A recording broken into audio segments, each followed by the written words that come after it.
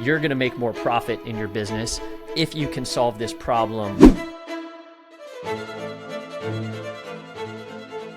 And I think that is the difference between building trust and basically building a list of mediocre leads, right? But you're at least going to be able to hold their attention long enough to engage them and then make them a client. And that's not a value to a smart shopper. If you want to win in business. First step is the hook. Right? So the problem functionally is that you've got this idea, but no follow through. That's a great question to kind of open things up. Fire the PR team, right? Like goal number one. Number two, went to the next place. What's the thing that the person behind the sample station is going to ask? Because how does this feel for like something called happy hour? if they have to think, it's probably not a good question for the beginning. They're getting the value and you have a little bit of flux. Like, And any good hell yes hand raiser, it's got to have some, as you know, sometimes trash is another person's treasure. how do we actually invite people into that? Because Do the social shit and then move to a social setting and sit down and have a proper meal. once you start to get the thing booked out, then it actually becomes more valuable and, to your point, becomes something that you can leverage in. Once they're there, then you can redirect them. Okay, what would need to be true for more of that to happen? If you're spending $10 on an ad and you're not getting $12 back, fire that person.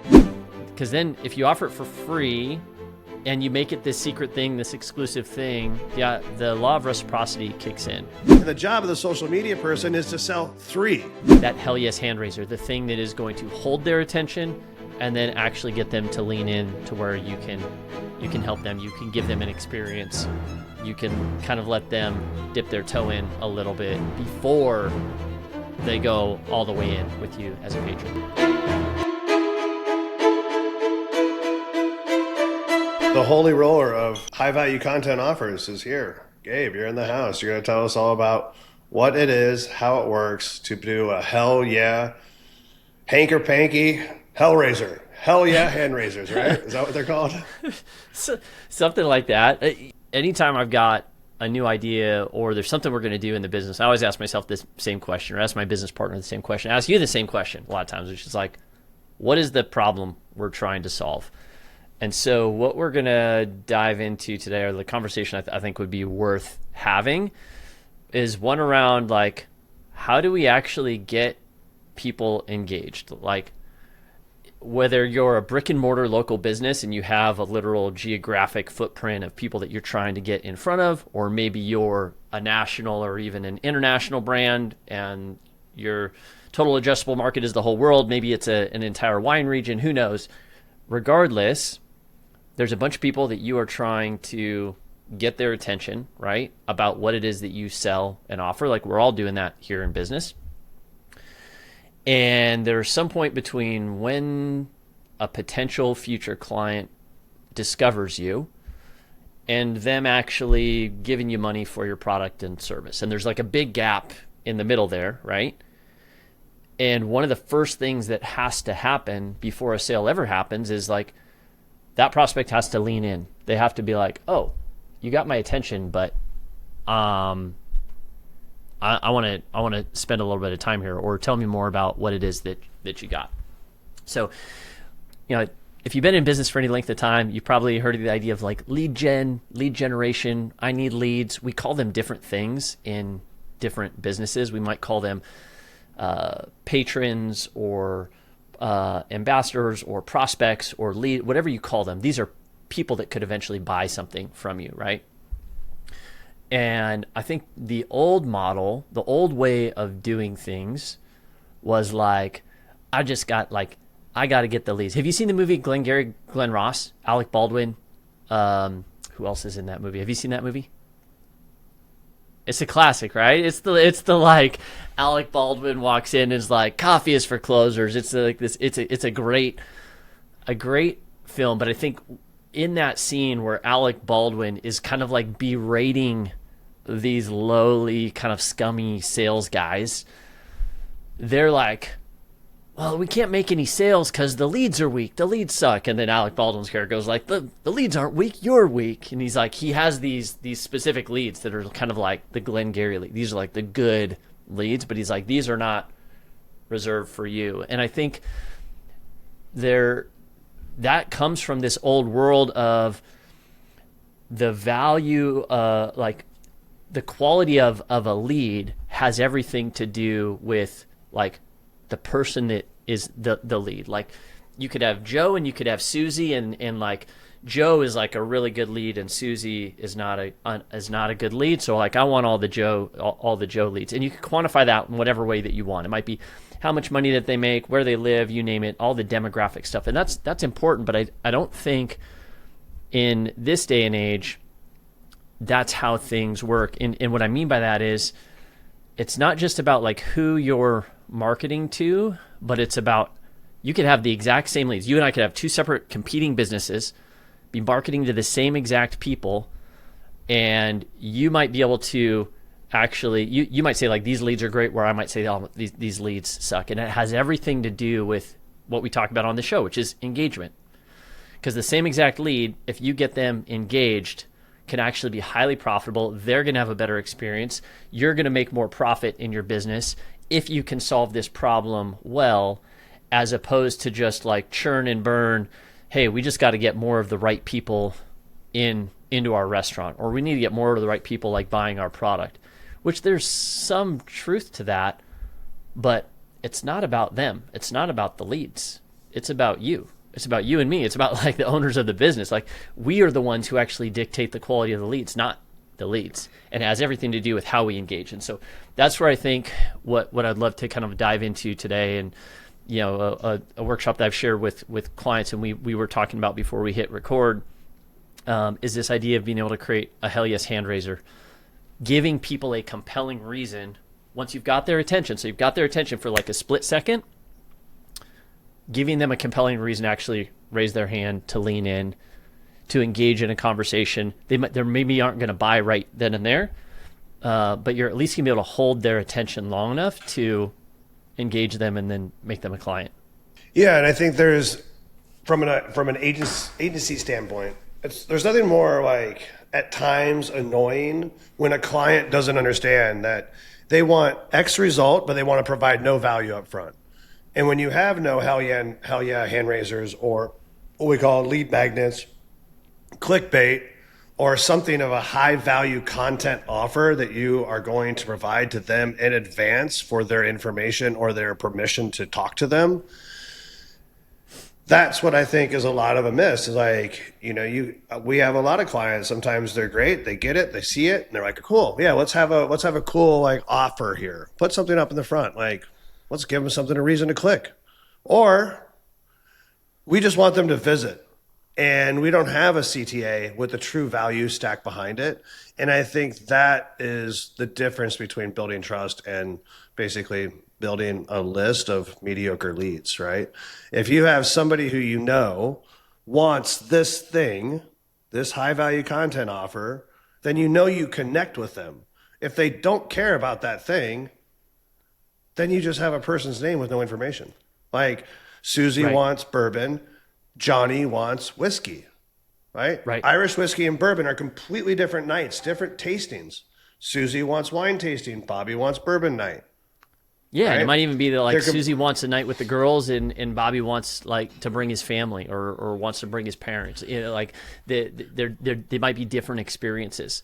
They might have different tastes, but they're also looking for different experiences. And serve, like meeting people where they're at, I think is super important. Being able to kind of personalize what that engagement experience looks like, just in the same way that any good server is going to be able to guide people in a direction through a menu based upon cues that they pick up from those individuals, maybe interests or requests. Some people are going to be like, hey, they're going to be like Brady. They'll be like, I just want the whole thing. Like, just give me the whole menu. Other folks might go, I've got certain allergies, or, hey, we're really, we want to know like what's off the menu that we can go with tonight. So being able to kind of like guide and personalize that experience, I think is super critical.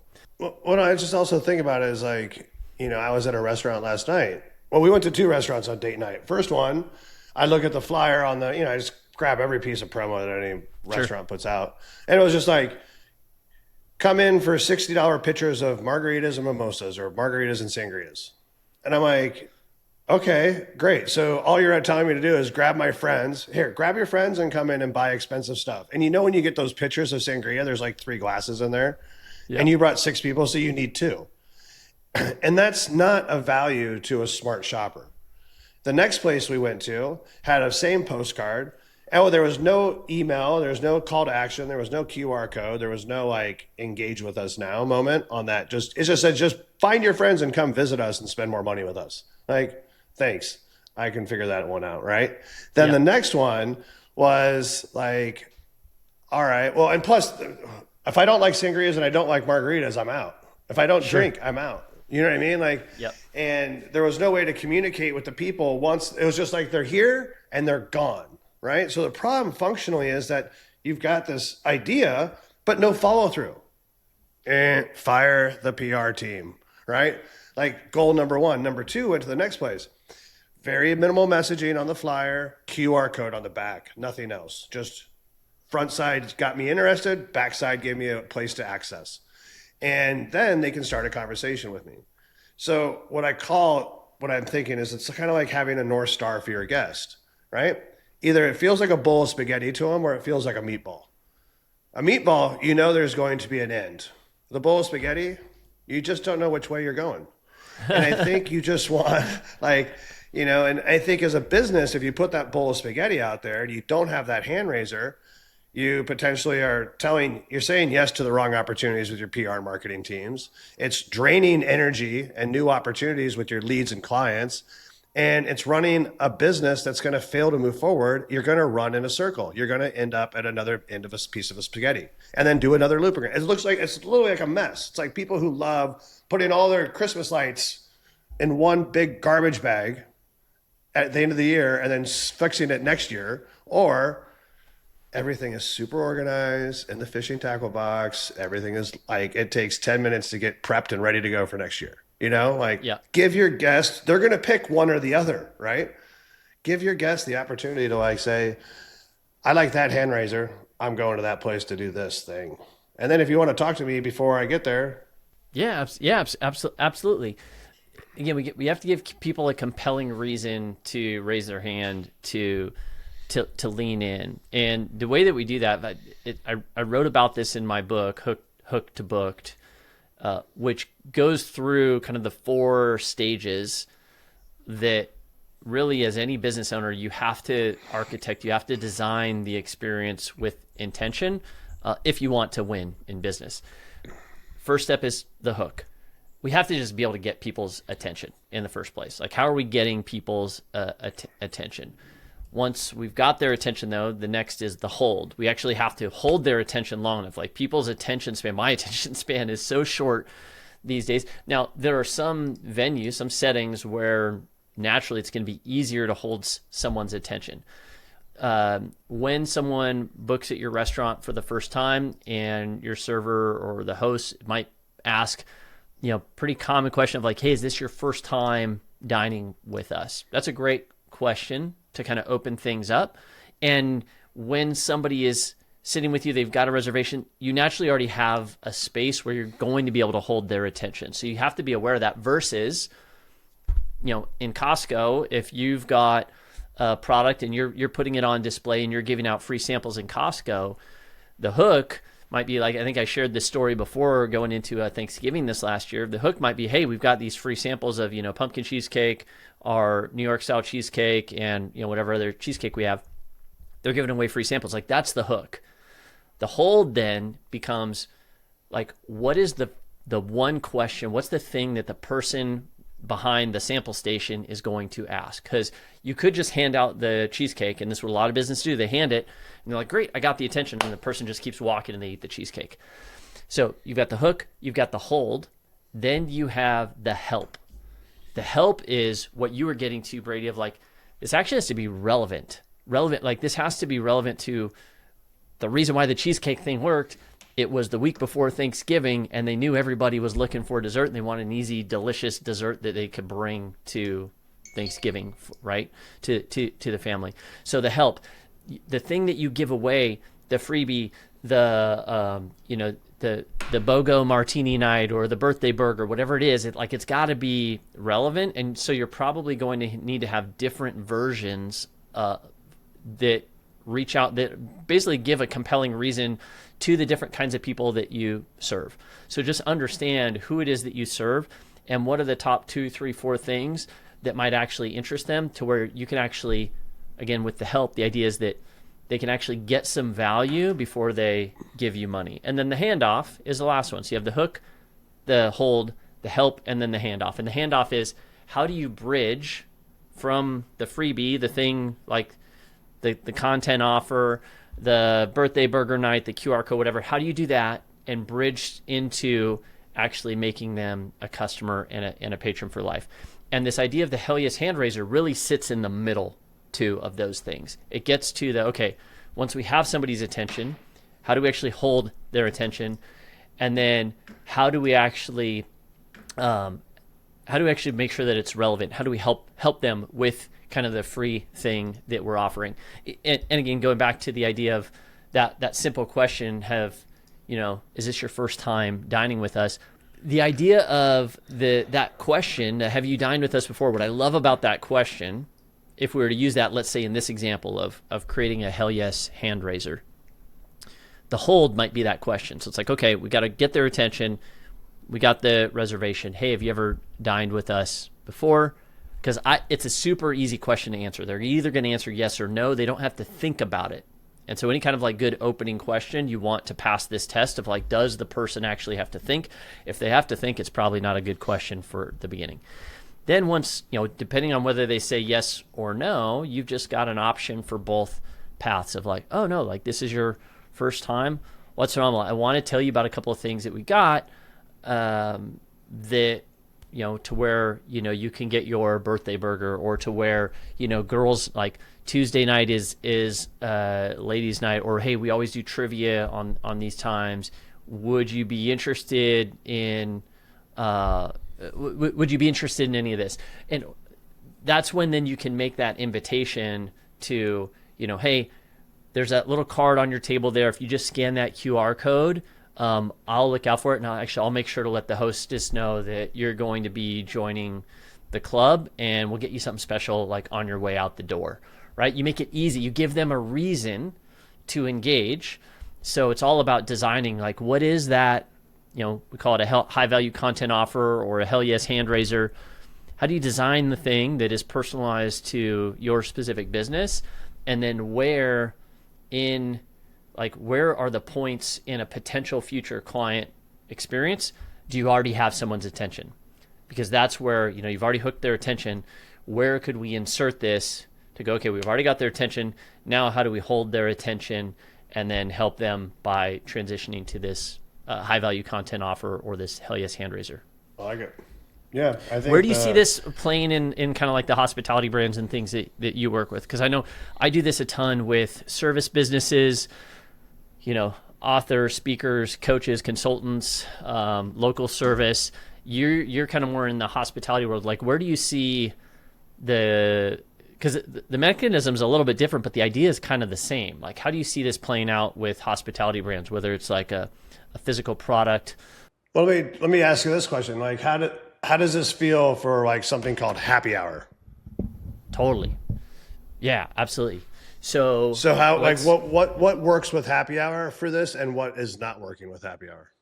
Yeah, so let's talk about happy hour. Let's workshop this for a specific business, and then hopefully folks that are watching, listening, they can kind of apply this in theirs. And I'm thinking happy hour just as a general, totally. There's some markets where you can do it, some markets you can't, and it's basically like 4 to 6 p.m. and they run some half price specials, and they're trying to fill the room with some people on an earlier part of the night, right? So yeah, general happy hour. Yeah, exactly. So if we look at like kind of your old school traditional happy hour business model, you laid it out perfectly. Restaurants, bars, they tend to do that because, like, okay, we already know it's going to be a lull at this time, and we can get people in the door by discounting, appetizers, drinks, whatever, and hopefully we will get butts in seats. There's typically no kind of like traditional lead gen mechanism. People are just going to show up at happy hour. Like, you're not necessarily, like they would only know about it if they had been in and visited before, right? Or someone told them, hey, happy hours at Yard House on Tuesday nights. So like, let's do Yard House on Tuesday nights or before Monday Night Football or whatever. So that's kind of like traditional happy hour. If we were to take that and really kind of like revamp it for this new era and actually make that way more valuable to the patron and the business, I would start by really I would start by architecting the offer. So why don't we like get a specific type of business or restaurant? Might we just okay? Like, I got one. Okay. No, I got one. Okay. So a small tapas place, 70, 80 seats, 70, 90 seats in a tapas bar restaurant, right? Yep. Well-known chef, done great things, Michelin star trained, and has this amazing restaurant. And there's a bar there, right? So let's say concept, sit at the bar, have free tapas. So basically when you sit at the bar between this time and this time, we want you to enjoy free tapa bites. And there's a little restrictions there, but sure. Let's say if you order some wine, tapas, like if you order off this like menu over here, you get free nibbles, right? And tapas is a thing that's supposed to be free regardless. Like that's how tapas work. Tapas were a free oferta, is an offering to your guest, right? So that's what oferta means. So you buy a glass of wine, you get free bites. That's a tapas bar. Now, tapas bars in the U.S. feels like we're going to try to get you for $15 to $20 per plate with your. We're going to charge you more for less food. Yeah, and it's shareable. They called and crawled and said this is going to be a shareable moment. But how about this? You go to your restaurant, you go to this new spot, you say, I want to do free bites, so I'm going to basically raise the price of the wines at that time for free bites by 10%. So the free bites is the offer. Totally. You cover it through the alcohol. So you don't give them a discounted price. You just give them really great quality bites. But now each of those glasses, I mean, you have another 80 cents to, $2 per order to give them free food. So they're getting the value and you have a little bit of but you also have like this kind of free vibes. They're going to order some other things off the menu. They're going to but if you really fine tune that and you can kind of build it in. So let's try to workshop that. I love this idea because what you want to do, one thing you want to not just make it feel like happy hour. And also you don't want to, reduce like the value, like discounting can be a slippery slope when you like discount things. But we can deliver the exact same experience of free bites, and just how we package it and how we invite people into it will completely change the experience. So we could do free bites. We could do something like, we call it like secret tapas. And maybe there's a couple of restrictions on this. Maybe one of them is, the only way to get this is actually if you're sitting at the bar. And again, this is going to vary based on restaurants. Some restaurants you might go like, but I'm envisioning, okay, we've got a restaurant with a really cool bar and kind of like a cocktail area and then normal seating. And maybe they've got, let's say, 15 seats at the bar. So maybe we say, okay, Secret Tapas is on whatever Tuesday nights. I just call it Tapas Tuesday. Tapas Tuesday. There we go. Tapas Tuesday. Yeah. The reason, here's why I like the idea of secret tapas. So you could make it feel exclusive and actually be exclusive. You say, okay, like this chef, this Michelin star chef, is always toying with new ideas. And on secret tapas night, if you're sitting at the bar, it's reserved for just the folks at the bar. He will personally serve you what he is kind of cooking up now, and you don't have to pay anything extra for it. Just come and enjoy, and just know you're going to get some new things that are not on the menu that we're kind of testing and retooling, right? Because now this isn't just a like buy one get one free or half price off appetizers. This is like, oh, like I am getting invited into something here that's exclusive, not everybody else has. It's the off menu type stuff. Everybody loves that, right? So let's start here, and like let's say, because it does start with the offer design, and any good hell yes hand raiser, it's got to have some literal like dollars and cents value, something that you're giving away for free that gives people a reason to raise their hand, to lean in, to make a reservation, those kind of things. So if we do secret tapas, the ask is like, hey, you're going to get some free tapas. It is exclusive. It's got this kind of offer wrapping around it. If we like that, then the question becomes like, okay, how do we actually invite people into that? Because we could do what most folks do for happy hour and just like word of mouth, you got to find out about it. Maybe we put a little postcard on the tables and then, we promote it there and people happen to, that come into the restaurant, then they find out about it, whatever. But what if there's a better way to actually promote that so that every Tuesday night, those 15 bar seats are booked out a month in advance? What if you could do that? I mean, that'd be awesome because you've got 15 seats at the bar. Now, let's say you start to get some traction, right? You can start to really look at your larger set of the menu and start to cross-utilize ingredients that might be trim, might be leftovers, and you're looking for ways to use it in unique applications, but don't have a full run of 60 enough for 60 dishes. So you basically pull out little parts of trim, little parts of bonus extras that you get as part of the processing your food. Right. And you turn those into really elevated bites, which sometimes might otherwise be trash, right? Totally. So as you know, sometimes trash is another person's treasure. So you could look at that kind of utilization. But, I think if you have those 15 seats, now let's say that you have 2-3 months, and this is all you push on. You push on one hand raiser, right? You just go all in on it, and you put it on the tabletops, you put it on your social, you have your social engagement person following up with people. Hey, have you ever come into Tapas Tuesday? It's a free, we give you free little bites for our favorite people, but you got to sit at the bar, right? So it drives people to the bar. Then you get that moving, and now you're kind of creeping out into the dining room a little bit because you're like, man, I'm sorry, I don't have more seats at the bar. You got to get your reservation. But tonight we'll put you in the dining room if we have enough service staff to cover you, because it's one server can handle a lot of people at the bar, right? And the tapas bar is like a sushi experience. Like here, you just pass it over. You don't need to have a server and a runner. It's just build it, hand it. It's a pass off. So that's where the model kind of breaks a little bit. But let's say you do 3 months and you're starting to see from 70% to 80%, 90% capacity now. And people are loving it, right? Yep. Maybe you just do a second night. Or you could say, hey, that's option one. Option two is, I just want to start pushing on everybody that's sitting here and say, hey, if you guys move from here to the table for dinner, I'll take 10 off your bill. And they're like, 10 what? Oh, we're starting to talk. What do you mean 10? Maybe 10% or $10. You know what I mean? I don't know. But you say, I'll take 10% off your bill. And they sit down, they're like, yeah, we'd like to have dinner. So after 3 months, now the people you're training them 100%. In to come in, have your free bites, do the social shit, and then move to a social setting and sit down and have a proper meal. And we will reward you for that. And that becomes the next move. Now people are booking the bar, going to dinner, and they're treating it like a true Spanish experience. 100%.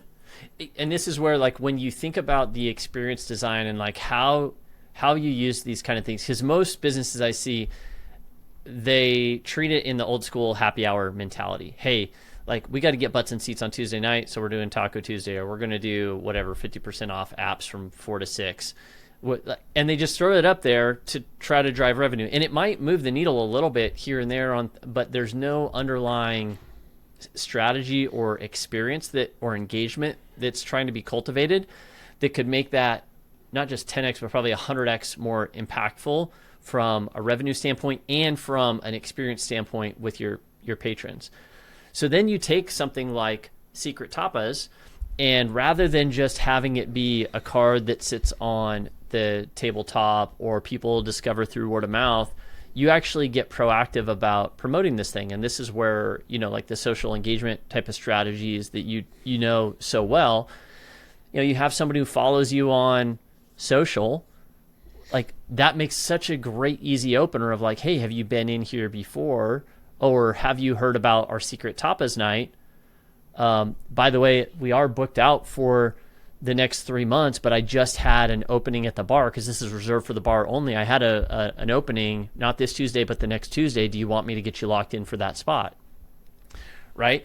You can start to now have this engagement on social. And as anybody knows, you don't trust a skinny chef unless he's also your personal trainer, and you don't trust an empty restaurant, right? But like a busy packed restaurant gives off the vibes of like, oh, this place is in high demand. I want to eat here. And the same is true for these kinds of offers. Once you start to get the thing booked out, then it actually becomes more valuable, and to your point, becomes something that you can leverage in, getting new patrons into the restaurant, and then also, once people are there, like you said, inviting them to have a full meal, which opens up more inventory, and like you've got someone who is sitting there, on a 45-minute wait or an hour-long wait, and goes like, hey, I know this is your guys' first time and you're here for your anniversary, but we have this thing called Secret Tapas. We're booked out for 3 months, but we literally just had one open up. Rather than waiting 60 minutes, do you want to sit at the bar for a little bit and get some secret tapas? Like, now you just surprised and delighted someone of like, great, yeah, we're still here for our full meal, but if we can sit there and enjoy that and start drinking now, that would be amazing. Yeah, it's just when people basically look at what they're getting as kind of that experience, it's just like, once they're there, then you can redirect them. You're like, hey, people are coming in for dinner reservations. Would you like to come over for our secret tapas beforehand? DM us at Instagram. Oh, exactly, wait, every time someone makes a reservation, it's just an auto message to feed them back into the system earlier to grab another round, right? Give people a compelling reason to raise their hand, to lean in. And it doesn't take, as you can see, it doesn't take that much more energy, and it's still, again, what is it at the base level? It's still the same thing.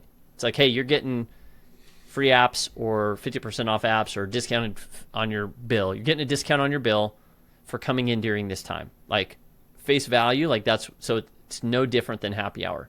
But how much different does it feel when you wrap it in this experience, in the engagement?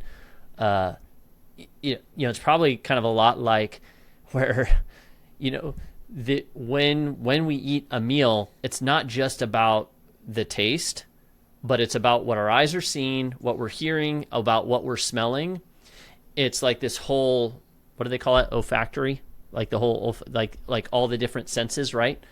To where the same thing is true with experience. Like, you can deliver happy hour, but if you start to engage some of the other senses, if you start to engage the experience, you can actually get so much more runway out of the same effort, give the patron a better experience, you make more money, your restaurant is busier, people are raving about that experience, where maybe the only reason why they would rave about happy hour is like, hey, it's like when I was the ski instructor, great, it's 25-cent wings, like I can get like 8 wings for $2, it's dirt cheap. Like, that's not the story you want people telling. You want them telling a story about why your place is the coolest place in the block, the coolest place downtown, or this little hole in the wall that they discovered, and that raises their status because now they can share about this thing that not everybody knows about. Those are the stories that you want people telling about your business. Yeah, and you want them telling others about your business. Like, that's the number one still way to 100%. Get in front of other people is when someone else invites you to dinner at a restaurant that you haven't been to because they really want you to go with them. That is something to build a whole system around, and I think restaurants just think, well, we'll put up some pretty pictures, we'll announce ourselves, we'll show up to some events, and that will be enough to get people out. And then maybe if we have a lot of really extra money, then we'll do some ad spend, or maybe we'll run some ads, but we'll hire our friend who says they do ads, but they don't know what they're doing. That shows zero results. Like, if you're spending $10 on an ad and you're not getting $12 back, fire that person, right? I mean, that's a pretty safe number, right? Should be positive. It should be positive. Yeah, I mean, don't say you're doing advertising just for goddamn advertising's sake. Advertising is tied to trackable revenue called ROI, which means return on my interest. Yeah. Seth Godin said it best when you talk about, what's one of the best things that you can do, especially if we're talking, restaurants, boutique hotel. I mean, restaurants probably specifically, but any kind of venue type experience, brewery, winery, distillery, restaurant, having someone else invite you to go to that place for the first time because they want to share it. Nothing more valuable than that. So then the question is, Okay, what would need to be true for more of that to happen? And I think Seth Godin shared it best when he said all we have to do in marketing is be remarkable.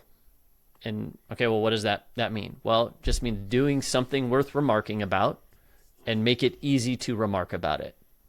That's like literally the definition. Because if you can do that, like in this example that we gave of Secret Tapas, is it something worth remarking about? Yeah, absolutely. Hey, I've got the beat on this killer spot. That's normally pretty pricey. They've got an incredible chef, and there's a way for you to get things that nobody else has tried before from this incredible chef before they ever hit the menu, and you don't have to pay for it. Like, is that worth remarking about? Yeah, I would say so. And then make it easy to remark about it. How do you do that? You do that by how people end up in that seat and in that experience. Like if they feel like this was, on a billboard and mass marketed to everyone, it doesn't feel as special. But if you followed them on social media and they sent you a DM, asked you a couple of questions, and then got you a spot, which normally isn't available for like 3 months, it's going to feel a lot more special. So not only is it something worth remarking about, you're making it easy for that person to remark about it to their friends and try to get someone in. So be remarkable. Yeah, and I was thinking while you were talking about that, it's like while you got people there and you're hanging out with them, right? Like I was just thinking about this, like trays of like croquettes. You know what croquettes are, right? Mm-hmm. They're little fried Spanish, like that when you see that big dried cod, like salted cod. They take that, water it down, make it with potatoes, then they make this. And then there's like hundreds of different types of croquettes. And, that's a very Spanish thing. But if I'm sitting at your bar and I'm like a regular and now I got my friends coming and we're booking out this thing, we're here, you're 6, 8 months, 9 months, 10 months in and everyone's loving it. And you're still serving these croquettes. In the very beginning, you knew your North Star was to have one freezer in back and you want to sell it 3 times filled with trays of croquettes. And every time now you have these people coming in, they're getting their free croquettes as part of this experience. You're just laying the seeds. You're just putting seeds out there. Everyone's like, these are so great. You're so great. Well, I've got a couple trays in the freezer from an event that canceled. Do you want to take them home with you? Sure. How do I cook them? And you start to layer this like seed out there, or you just say, hey, I sell these things to go. I got a tray of 20 back there. It's $50. And they're like, what? And I'm like, yeah, just pop it in the oven for 30 seconds, whatever. They're like, what? Yeah. Really? And you're like, yeah, we love these things. So you then have one person now who comes in a day or an hour or two early, 1 time, 2 times a week, and all they do is fill the freezer with croquettes. So you're always at a full par level. And the job of the social media person is to sell 3 freezers worth of croquettes every month. So she says, come by and grab our stuff and get a free glass of wine. Like, come buy some croquettes, we'll give you a free glass of wine. Or, but people at dinner are like, hey, if you want to, like, here's a little croquette poppers. Croquette poppers? Like, who ever heard of that stuff? Like croquette bang, bang, bang, like bang, bang shrimp. Bang, bang, croquettes. Bang, bang, croquettes. I mean, like, there's a whole range of, it like, sounds delicious. I don't know, like, count me in. This is the same. This is the same sauce that's on my on my like chuleta, that comes out at $60. It's a tomahawk, or this is the same sauce that's on my cod dish or my sturgeon. And they're like, really? And you're like, yeah, like it's just so good on this croquette. Like, you can cross play all this stuff into a conversation, but always saying the end goal is all my extra sauces and all my croquettes all get frozen, and then they get sold at a premium. If you do that, so you kind of you can build within. If the goal is to get them at 10% on the table after they have their secret tapas, that's the goal. Don't do tapas and then move them to dinner and then try to sell them croquettes. Right. It's you have to pick one. If the goal is to do three coolers full of croquettes and start a side business where you're selling croquettes, then that's an opportunity, right? Yep. But if it's more important to fill the restaurant, then focus on filling the restaurant. But both are good ideas, but the choice is, again, what's the problem we're trying to solve? Yeah, exactly. Yeah. Are we trying to create a new one or solve one that's existing. I think right now I would want to solve for a full dining room, a full bar and a full dining room, you know? Absolutely. Yeah, 100%. And I think, so much of that matters too in terms of like how you do it, what you do. Because I think the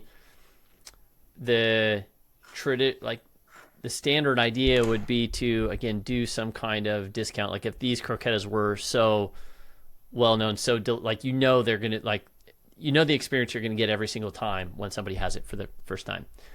Might be like, oh, well, the first one's free, or it's 50% off. There's some kind of like pay that happens to get the thing, versus literally just like offering it as a gift.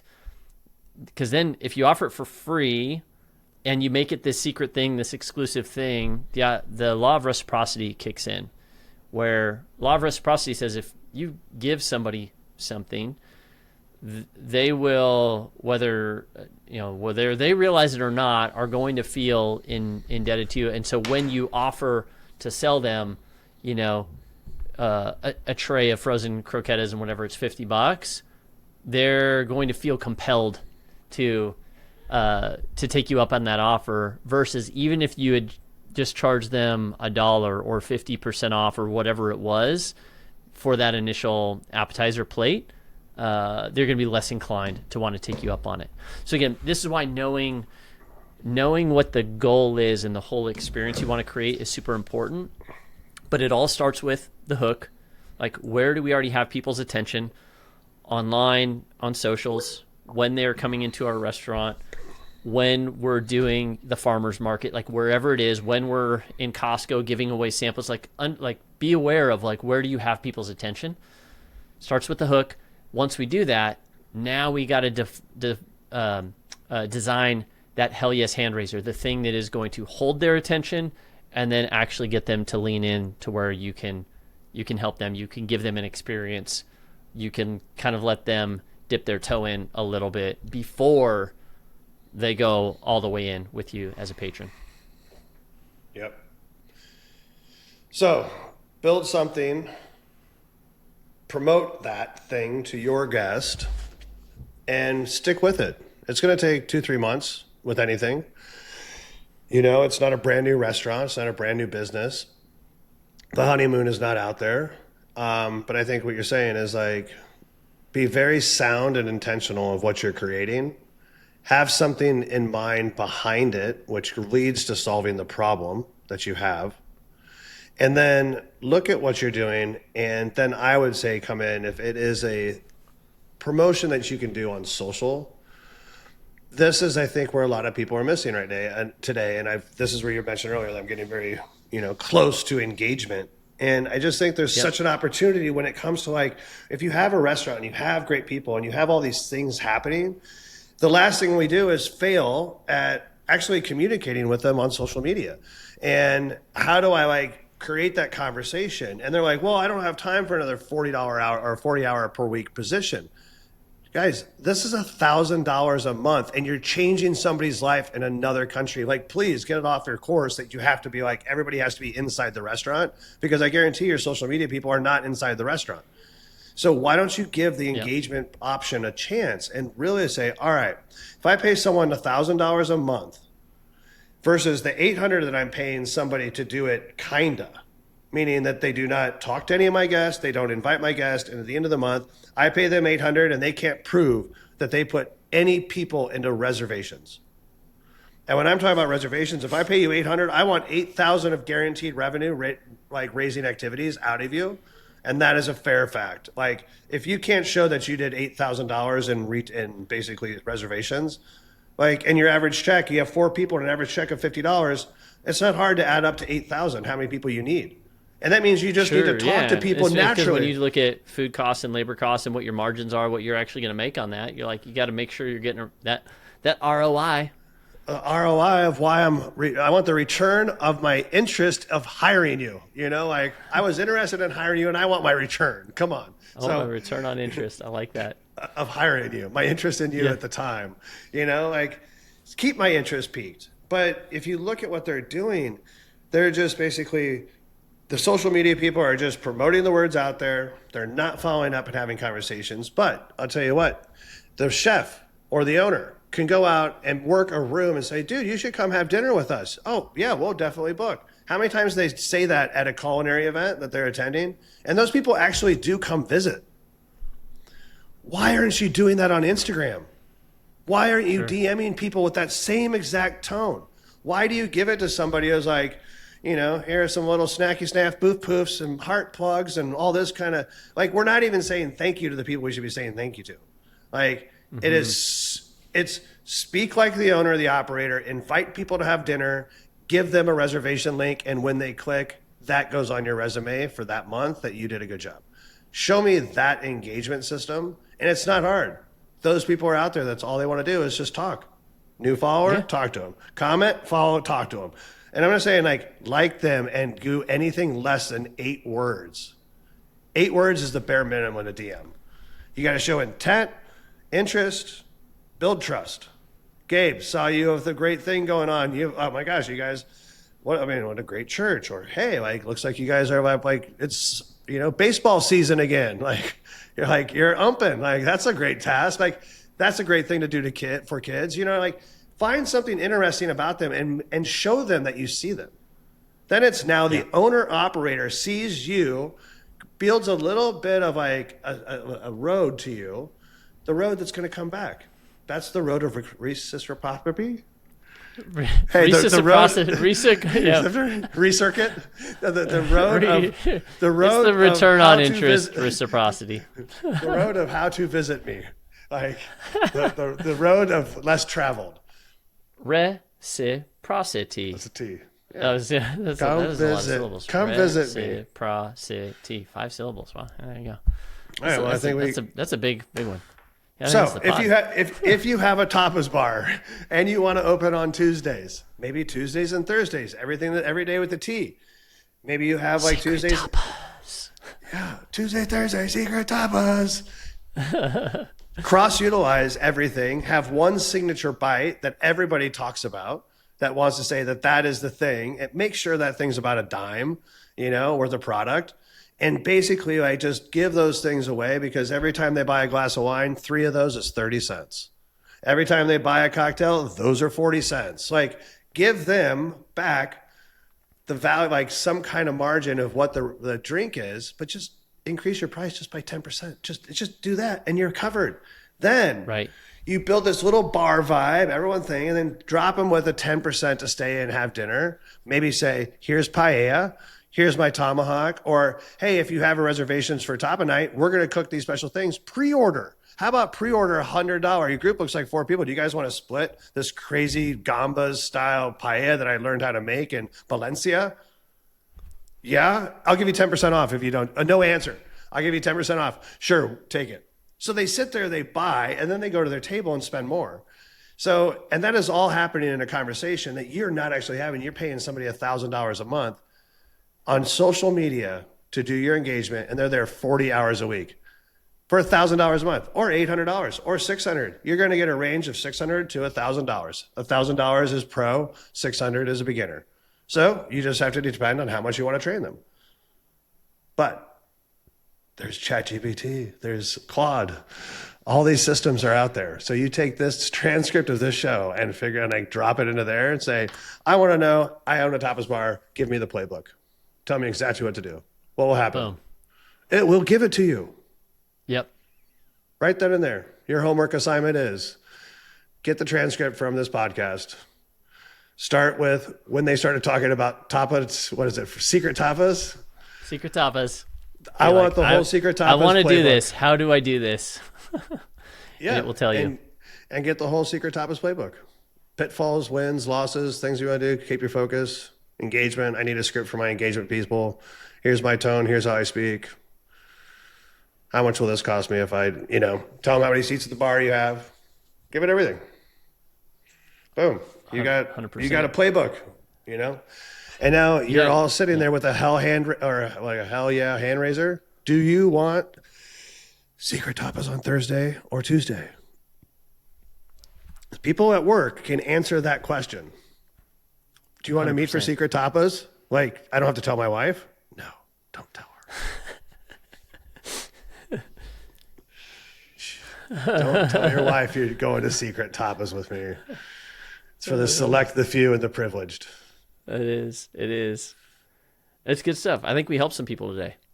Yeah, I know we have someone. So, yeah, this is a dear friend of mine. We've had conversations, and I think if you take the container and the mechanics of this, it's build yourself an offer that goes towards solving a problem that you have, and make sure it's a chained system, right? It's a buyer's journey, and it looks like a chain link, and each one is linked to the next one that gets to the end.